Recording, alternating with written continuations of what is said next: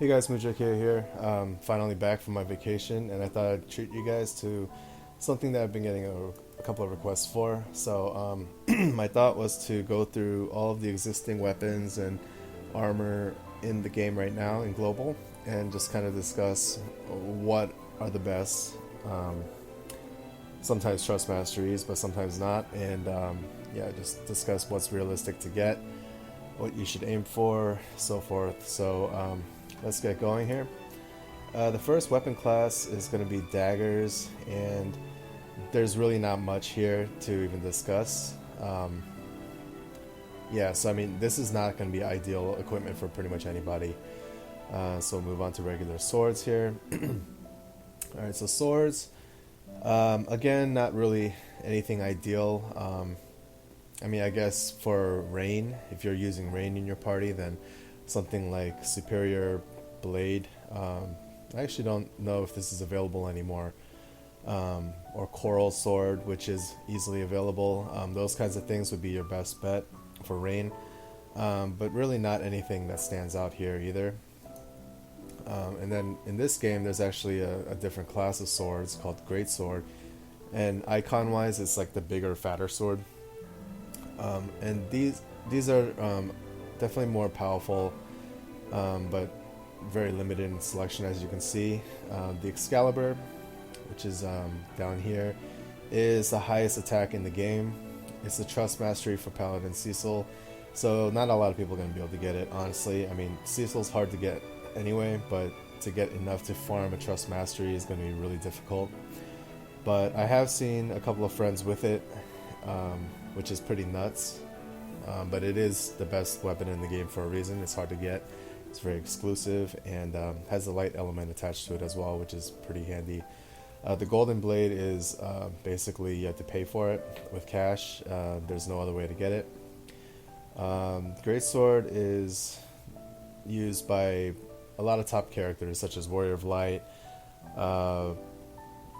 Firion, let's see, Leo, I think, Bart's, and so forth. So not a lot of people will have these weapons or the top weapons available, but if you do, then it's ideal. Katanas are pretty good all around, and they're typically easy to get. Let's see here. Osafune, like I discussed in one of my previous videos, this is you can get this from a silver chest, and with the current deal going on for 300 lapis to get the summon ticket and the magic key elixir, I believe, maybe a phoenix down, is definitely something that you might want to aim for if you have multiple katana users, like you have 2 Chizurus or something like that. Or if you even use Laswell for some reason. But the most commonly equipped weapon in most parties is going to be the Murasami. It's a really strong weapon at attack 61, and you get this from beating the White Dragon, which is the first far plane boss. Now there is a much stronger katana, Sakura Fabuki, but it's a trust mastery from Miyuki, which is another character that not a lot of people are going to have, especially dupes of. So if you can get it, that's great. I do have a couple of friends who have Chizuru who have Miyuki, so it's extremely powerful but very rare. Murasami is still pretty good and very easy to get. It's also can be equipped by a lot of characters, including Laswell. Staff. Not a lot of great staffs in the game right now. Rune Staff is the most commonly available one, plus 38 spirit, which is pretty good. You get the recipe from a quest. Golden Staff, again, you have to pay for it. And the Trust Mastery for Lena is the Magi Staff, which is the best staff in the game. Plus 70 spirit, but again, it's going to take a while to farm. She's actually not that hard to get dupes for. She's a base 3-star, so it is possible to have a party of multiple Lenas to get this staff. But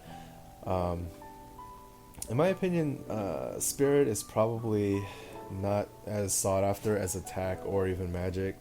I could be wrong about that, but I never really find myself wishing that the heals were stronger or anything like that. But Still, this is a great staff to have if you can get it. Rods, the two most accessible ones, without going out of your way, are the Ice Rod and Fire Rod. Coliseum Intermediate D4 for the Ice Rod. This was the strongest rod in the game for a while. With the next island, we got this quest Paper Chase. It's equally as strong as the Ice Rod, but it has that fire element instead.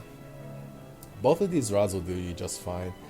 Now, again, there was a recently finished event.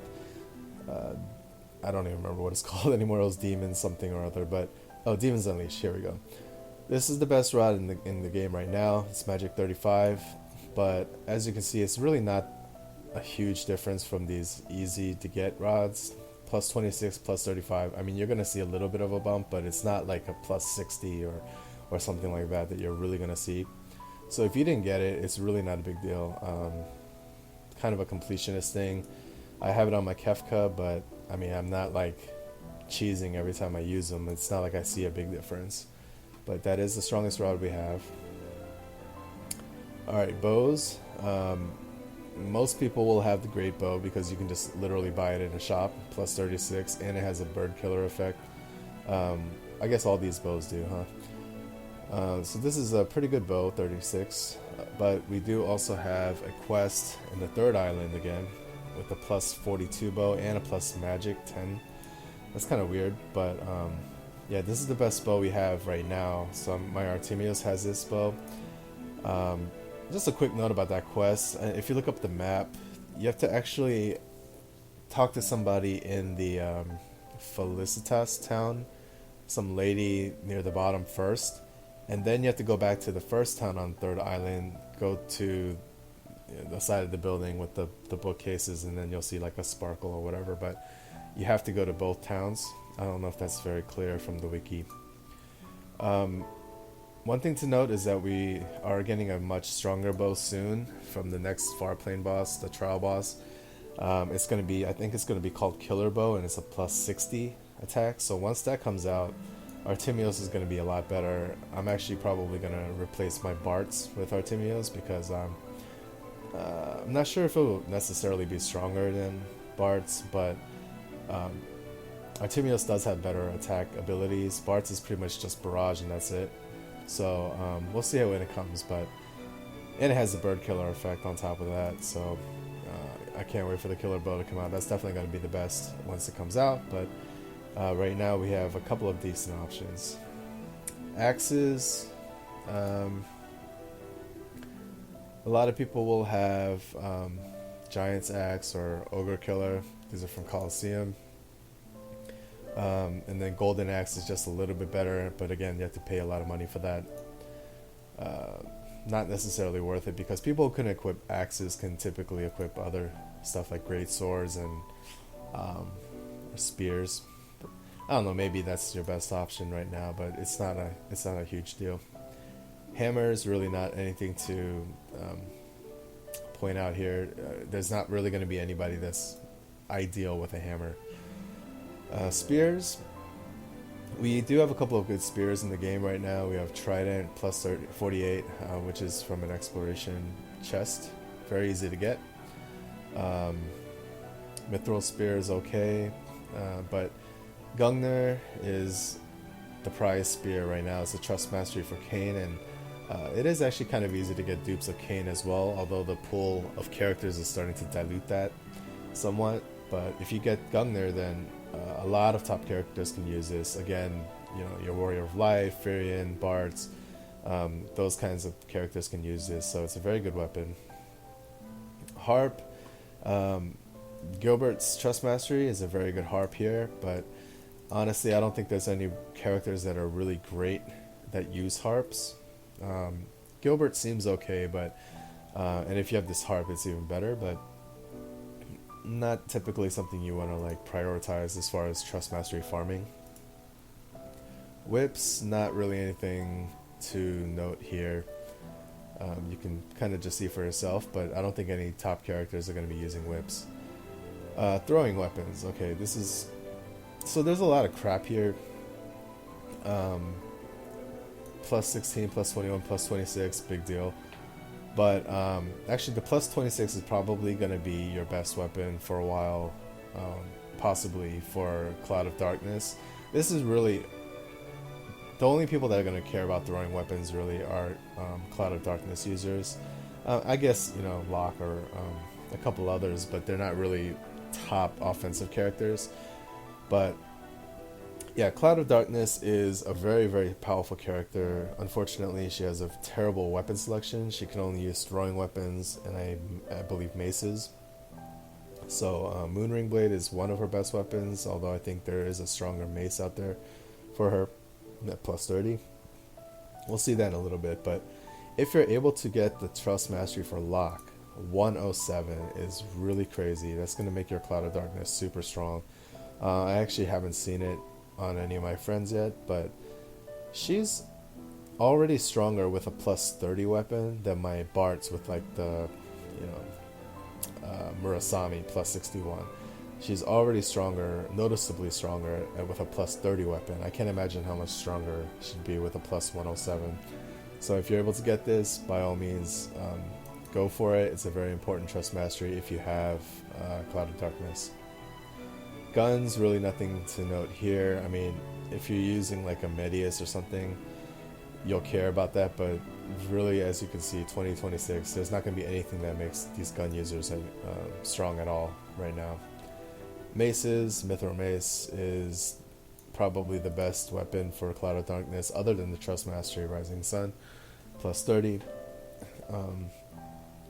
I've seen a few people use Werebuster as well, because Beast Killer is a good effect. There's a lot of beasts in this game, obviously, so you might want to consider that instead. You can just buy that from the town on the 3rd island. Fists. Oh, look at those faces down there. Fists are really only of use or of interest to people who use Zhao. I think that's how you say it. There's really not a lot of good or decent characters that use fists. I mean, unless you count. Yeah, it's pretty much just her, and she's only decent at best. She's not even like a great character. But Kaiser Knuckles is a great weapon if you do use her as a main. I actually have her in my main party from my alternate account. Fun to use, but yeah, monks aren't terribly strong right now. But yeah, Kaiser Knuckles, cat claws are okay, and they're easily accessible. You can buy them in the stores. But so yeah, those are your weapons in the game right now. I already mentioned the killer bow as a little bonus, so we'll move on to the armors. Okay, shields. You know, not a primary armor for your characters, but just a nice side benefit kind of thing. This mithril buckler, very easy to get. Oh, these are light shields, actually. I'm sorry. Very easy to get from Coliseum. Some people can only use bucklers and not heavy shields. Light shields, I mean. Under the heavy shields, yeah, golden shield is easy to get. It's kind of strange that this is a golden equipment and you can actually get it other than buying the premium bundle. But it is strong, but I prefer the Thunder Shield because it gives 8 Spirit as well, which is, you know, a little bit of magic resistance. Plus it gives you a good amount of lightning resistance. Unfortunately, it makes you weak to water. But I don't see too many enemies using water anyway. So Thunder Shield is the best, easily accessible shield in the game, heavy shield. And Leo's Trust Mastery Aegis is the best right now. Although it's not something that's going to be totally awesome, but again, this is kind of a side thing. It's not your primary armor or protection at all. But yeah, that would be nice to have. Hats. A lot of hats here. These all seem pretty easily accessible, the Coliseum or shops, so not a whole lot to discuss. Trust Master. Oh, here we go. That's right. I don't know why they put it up all the way up here, but the Black Cowl is Hayate's Trust Mastery. It's unless you're putting it on a Black Mage, this is the best hat in the game. It's a very good Trust Mastery. It gives you tons of attack, defense, and spirit. So it's useful for pretty much anybody except for black mages, which is ironic because it's called Black Cowl. But yeah, it's a very good trust mastery there. The rest of the hats, um, you probably want to use either Mystery Veil for your healer or Celebrant's Miter. Well, Mystery Veil, everyone should be able to get this eventually. It's in the Coliseum, but if you don't have it, Celebrant's Miter is a good alternative. Mage's Hat is the best for your black mages in the game right now. Another Coliseum prize. Helmets, not a whole lot to discuss here. Clothes. Okay. Black Garb is probably the best for... well, it's arguable because people tend to really prioritize attack even over defense. But this is you can buy this from the Fat Chocobo using Star Quartz. I don't know if it's worth it at all because you can actually get Black Belt Gi for from a quest, which is probably the best armor or clothes for Cloud of Darkness. And I'm drawing a blank right now, but maybe Chizuru, I'm not sure.